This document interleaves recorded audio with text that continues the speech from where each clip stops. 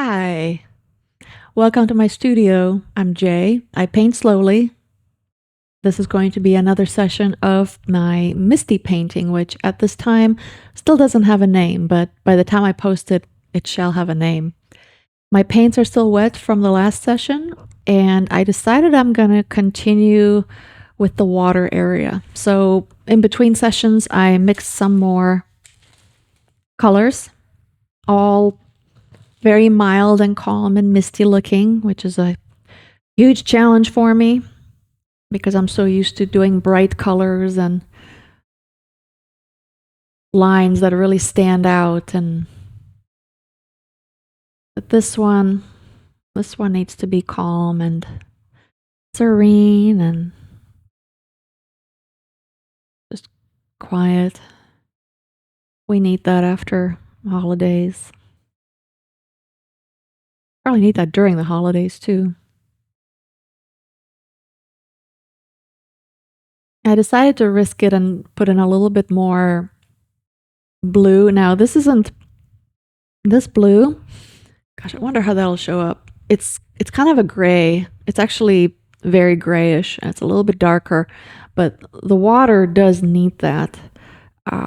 I think that the way this is going to go is the water is going to end up being a lot of different layers, because right now I'm not even worried about depth. It's all very flat. I've got the same paints up here as I do down here.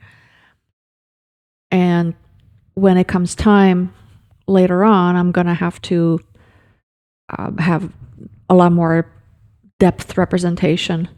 But right now I decided that the best way to go about this is to cover almost everything,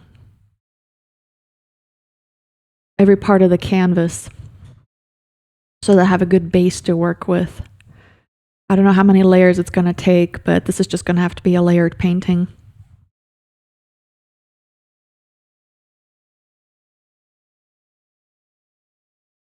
Being very, very careful with how I mix these because I don't want to get, I don't want to end up with green here. I'm mixing a lot of blue and yellow here. And oh my gosh, what am I going to do with this boundary? I've got the boundary between the land on the far side and the water over here, and I'm not quite sure how to handle that. It'll need some kind of a separator. Let's just put in a line, and if I need to, I'll cover it with something else later.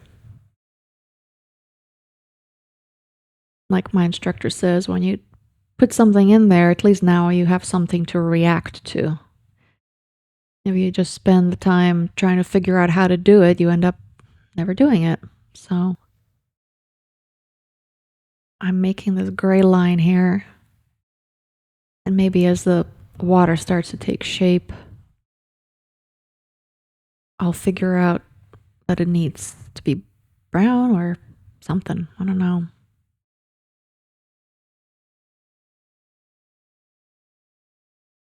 Yeah, that line is really defined right now, but that's okay. It's so early in the painting here.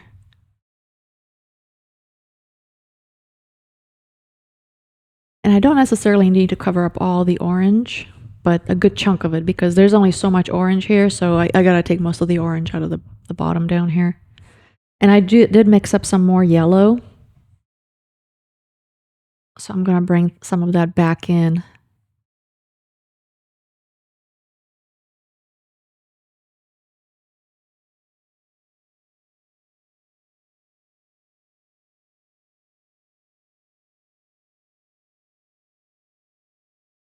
Okay, maybe time for some yellow now.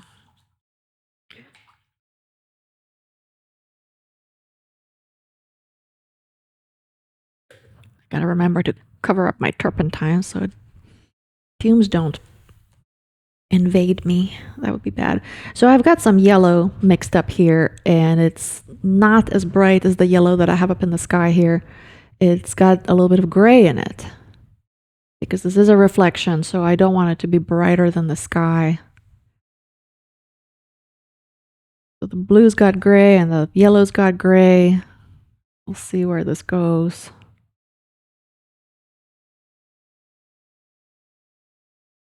After I got my blues and the yellows in there, then I'm going to start worrying about depth maybe. I probably should be worrying about depth right now, but I don't know what I'm doing. I will figure it out.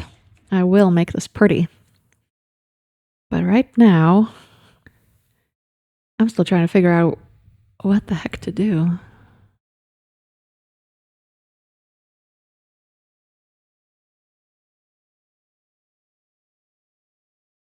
I should probably start focusing on having more lighter colors here since the sun's right there. Yeah, you know what?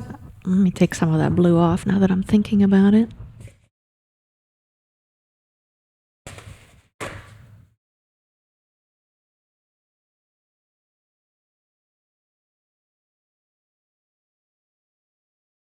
So yesterday I was at this artist's market kind of thing that happens here locally, and I got to talking with this lady who does these beautiful watercolor cards and prints, or she makes them into prints. And we got to talking about painting and the differences between watercolor and oil, which is so different because the whole approach is different, the planning is different, how you paint is different, everything is just so different. And I mentioned that if I get too much paint on my canvas, I can just wipe it off. And she says, "Oh, I'm so jealous." That was pretty funny. Yeah, that's unique to oil. With acrylic, usually it dries so quickly you can if you act really fast, but it's not easy. With oil, it's like, yeah, I got too much blue here. Let me just wipe it off. Yeah, oil privilege.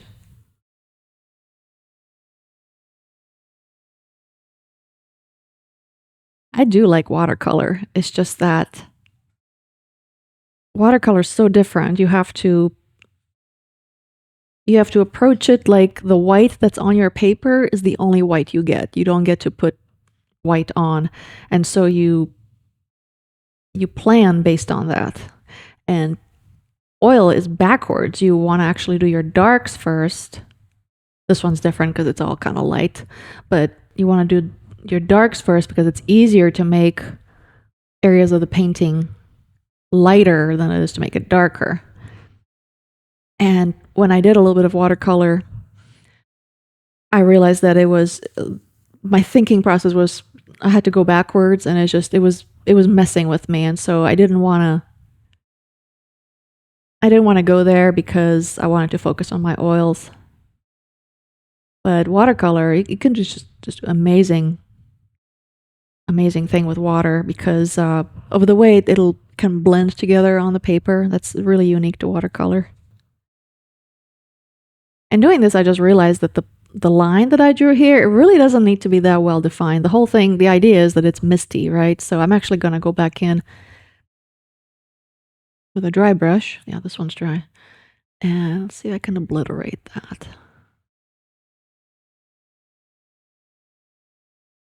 Yeah, okay.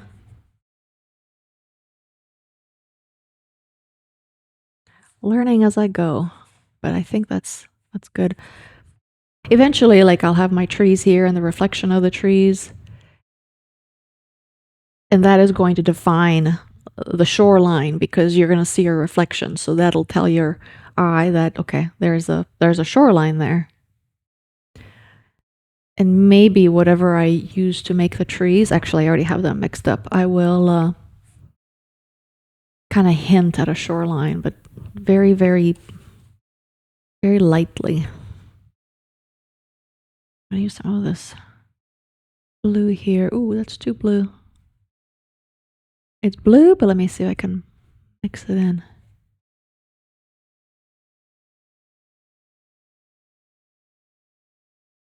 I really like that I have that orange underneath. I really got to start doing that for every painting. Maybe not always orange, and when I say orange, I actually mean burnt sienna. That's been turpentined down. We say turpentine down around here because it's not watered down. That's not a real word, but I like it. But anyway, having that undercolor there is really cool. I like what it's doing for me. It's allowing me to do this texture over something that I would have to cover with paint that I don't because it's already got something there. So I'm gonna leave that for now, but that's a really good option to have. Now the gaping hole here is this wedge right here, and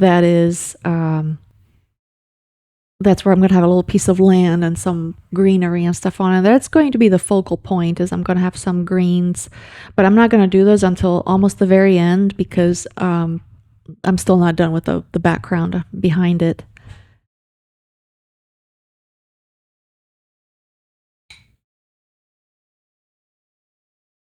Just picked up a little bit of turpentine and I'm going to use some of this more orangey darker color in the front. Yeah, this is gonna take a while. Gosh. All this water. What was I thinking? Making so much of the canvas water. Doing it to myself. The intent here is for this to not be the water yet. It's just setting myself up to do the water later. In fact, I'm probably going to come back here and smooth all this out. I got some wide brushes. I actually got these for doing the backgrounds. I don't think these are even like proper painter's brushes. They're like, I don't know, for crafts, like basic crafts, but they seem so soft I might be able to use them as blending brushes. Ooh, well, that's lovely. I dropped my lid for my turpentine.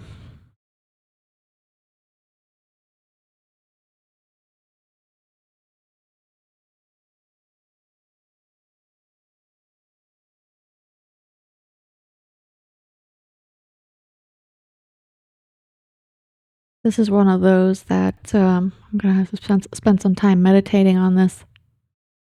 In between sessions, when I come back, when I have a multi-session project, which I think is all of them so far, I don't think I've had a single painting that I finished in one session. I spent a lot of time looking at it, trying to figure out where to go next, what colors to use. This one I think is going to take a lot. It's funny because I chose this as a calm scene because I need that, my way of processing things in my life right now, and I think I'm making it into a very complicated project. Funny how that worked out.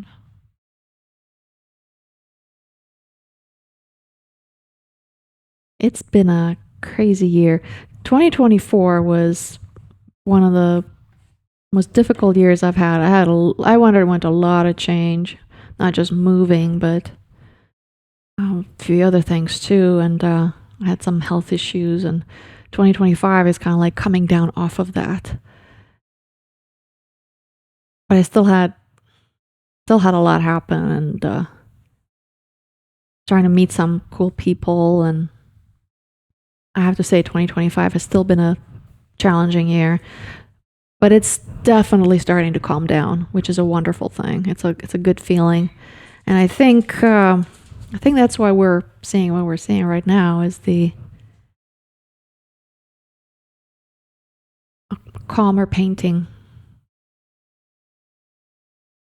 as opposed to the maniacal starburst that I finished a little while ago.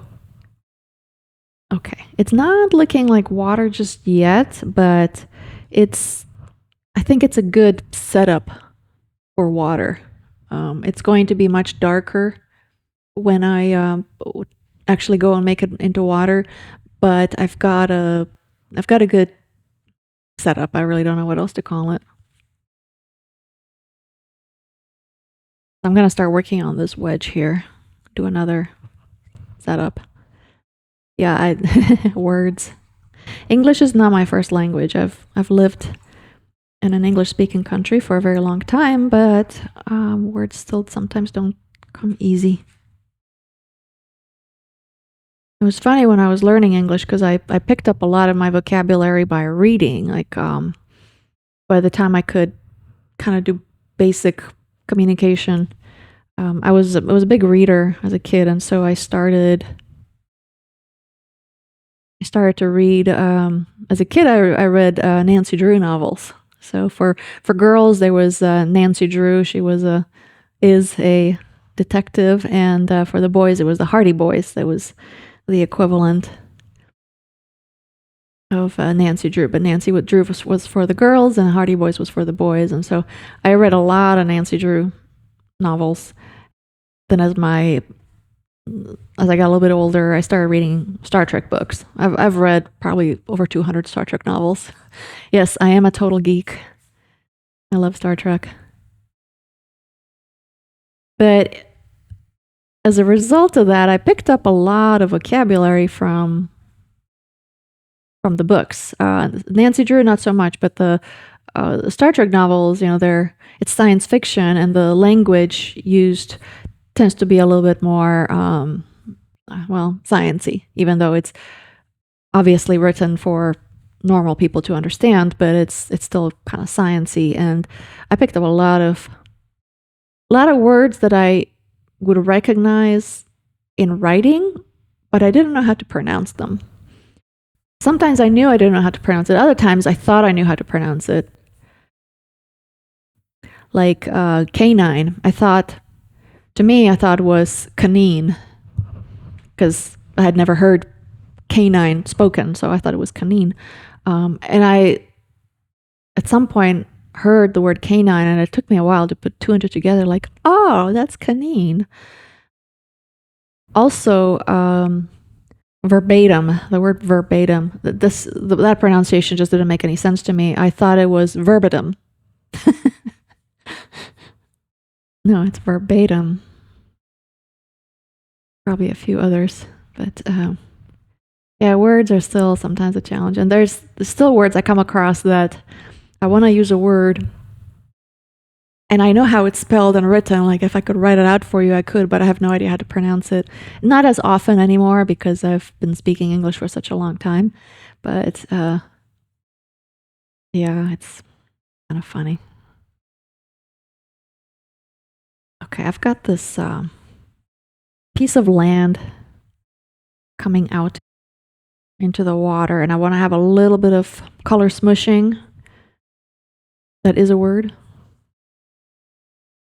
Reflecting it. Okay, so something that's a little bit bluer. I'm gonna mix some of the gray that I used for this along with some of what I used for the land to make the reflection. I think I better start doing some of this reflection so I don't get too far along without having that, because that could be bad. And just kind of a hint.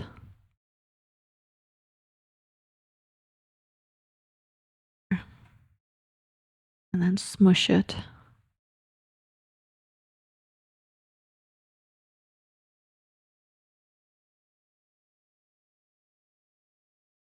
There was another word. There were two words that I would get mixed up, and I don't want to say one of them because it's probably not a good thing for YouTube. But the word retired. There's another word that kind of sounds a little bit like it, and as somebody learning English, I couldn't tell the difference. Like one, I knew it was kind of a bad word, and the other, I had no idea what it meant, but I couldn't tell the two apart. I thought it was the same word, or I don't remember now, but I know I would get them mixed up. So I avoided using them, and then when I found out what both of the words were, I was still afraid of using both of them, because I was afraid of, like, what if I make the mistake and mix them up and I offend somebody? If you've had to learn another language by immersion, you'll probably relate. You can end up in a lot of awkward situations by using the wrong word. Okay, this is good. I need to make it softer. I am gonna try to use this. This is a brand new brush. It looks very pretty. I don't know if it was designed for this kind of painting, but I'm going to try to use it as a blending brush. Ooh, this is working. I've never tried to do this before. Just as a soft kind of, very soft brush. Of course, it's way too early to be doing this because I'm going to be adding more to this water. I'm still using turpentine, like that's, I'm not even painting in full color just yet. It's still supposed to be just the background. I wonder how far I can push this without, until it gets too saturated to actually do the job. Hmm.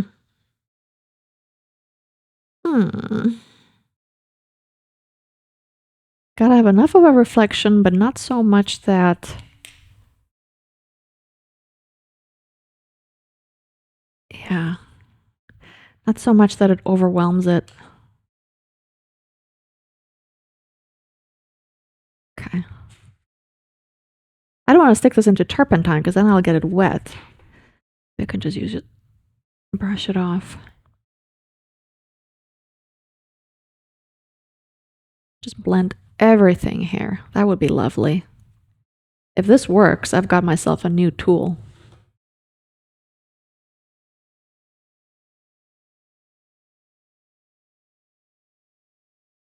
Yeah, I've got these blue bands in here. That's not good.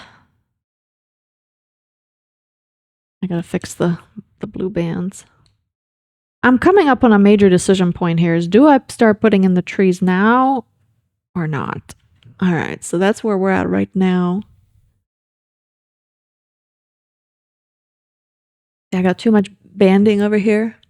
Banding, oh my gosh. There was another session when I think I was still working on Memories of a Mountain Meadow, and all these hair terminology words started creeping in, like shadow root, and there was something else, strands. Yeah, I was talking about blades of grass, but I said strands. And here we are again with banding. Banding is something that happens if you do color and you have horizontal bands because you didn't do your sections very well. Not that I know anything about hair coloring, but I've never dyed my own hair, but I know about people who have, so it's funny. I have all this language for something I don't even use. Okay, I need to bring down some of this yellow. The sky is yellow, so I wanted to do quite a bit of yellow, but I also don't want it to overwhelm the painting because the sky is where the yellow comes from, so that's where the yellow should dominate. If I have too much yellow dominating in the water, it just, I don't know, it seems like that won't work. I'm going to step back a bit and take a look at this. Okay. Of course, this is going to get more color once I put in my trees. So I already have the color for the trees, and I might just go for it. Oh gosh.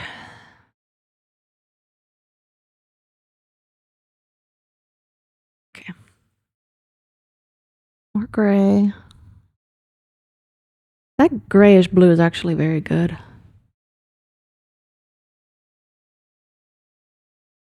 Speaking of pronouncing words, there's one that commonly gets mispronounced, and that's, we like to say mischievous.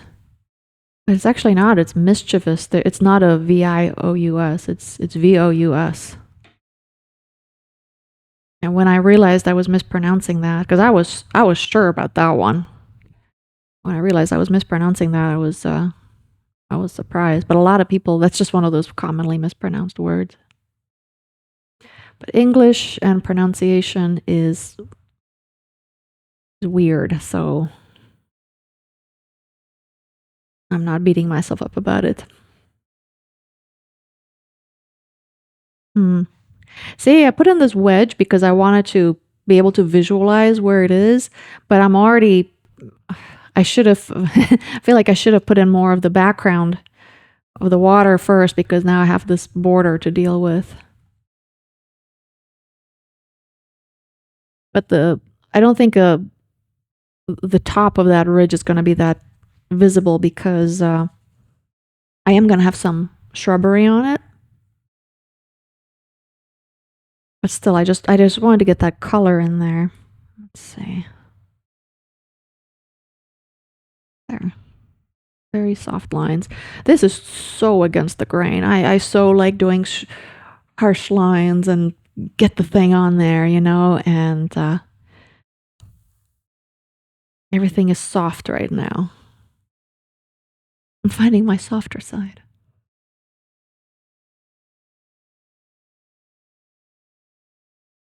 If I get a wood shop going, that's definitely not going to be my soft side. It's a lot of drilling into things and cutting stuff up, and it's pretty violent. I still have a lot of yellow, but I think it's a good base. I want to bring in a little bit more of this orange, so I have that to play with when I come back and do that, do the water for real. So let's see. Oh yeah, I gotta pick up my lid.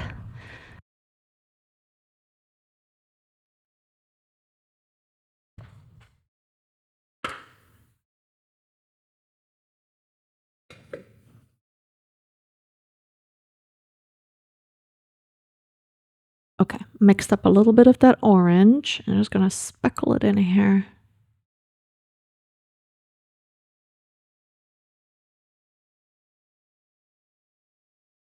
And a few other places too, so it's not just directly under the sun. I am so out of my comfort zone here, oh my goodness. But I don't hate it, you know, it's just something I have to learn how to do. So here we are.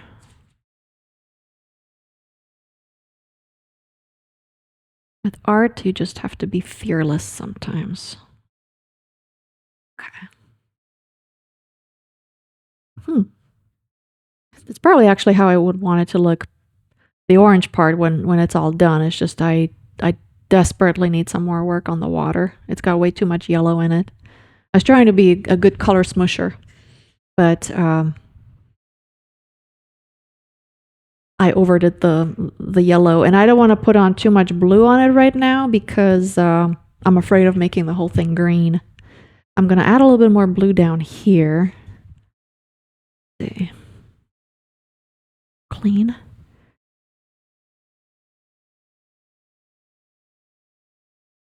I don't want that brown to dominate down here, so bring back some of this blue. And I guess I might as well, whoops.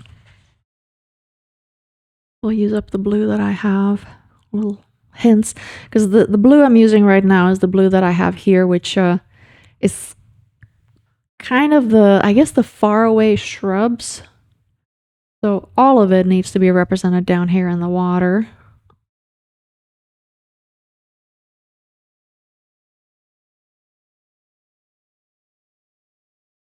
Very gently, because it is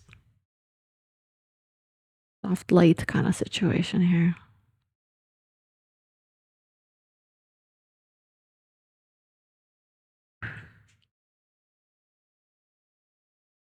Okay, I'm gonna just use up this blue, and I think I'm gonna wrap it up.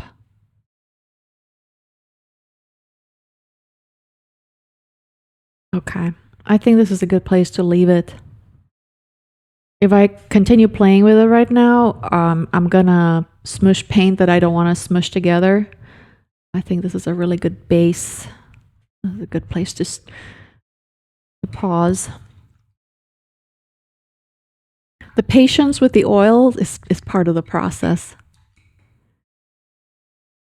I think next time I'm gonna need to focus on my trees. So there's gonna be trees. Here, let me bring this up. There's gonna be trees over here and over here, and there's gonna be a reflection of all that down here, and then some shrubs down in this area, which is also gonna be reflected. And the shrubs, this is gonna be the thing that's the closest to you, the viewer, And this is going to be where the focal point is, where it's the most uh, the sharpest edges and the most contrast. So that's where we're going to go in the future. But for now, I think I need to let this sit for a little bit. Keep getting paint all over myself. It's wonderful. So yeah, I'll leave it here and I will see you in the next one.